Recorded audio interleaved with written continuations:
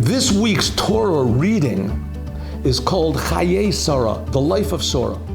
Sara, of course, was the wife of Abraham. She went through the same trials, difficulties, accomplishments as her husband did. And this week's Torah portion begins as Abraham is looking for a burial place for his wife. She passed away. So the question is asked, why is this Torah portion called the life of Sara, when in fact it only begins after she died?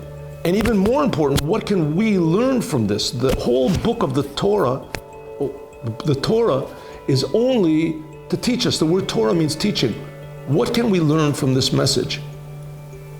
So the answer is a very strange one. If you noticed, the whole 5 books of Moses does not mention heaven or hell. A religious book, religion is usually going to heaven or avoiding hell. And the 5 books of Moses doesn't even mention it.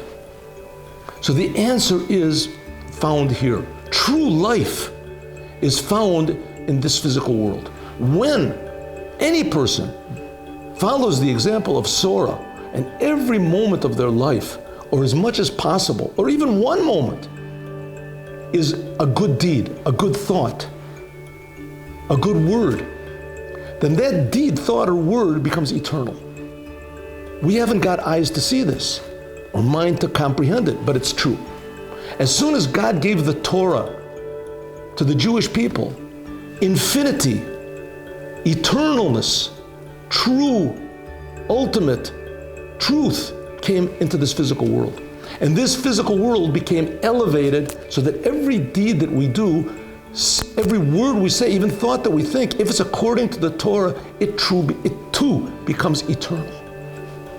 If so, that should be a great cause for our joy, to know that when we do what it says in the Torah, a good deed, and the Torah encompasses every aspect of life, just saying a good word to somebody, thinking a good thought, having love for others, these things become eternal. This makes true reality in the world.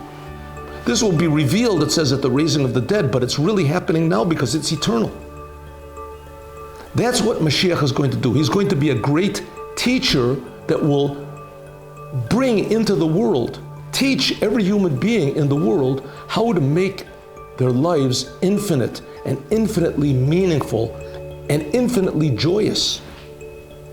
It all depends on us taking these messages of the Torah, bringing it into our life, and we too can be, just like Sara, have infinite lives every moment and every instant of our existence.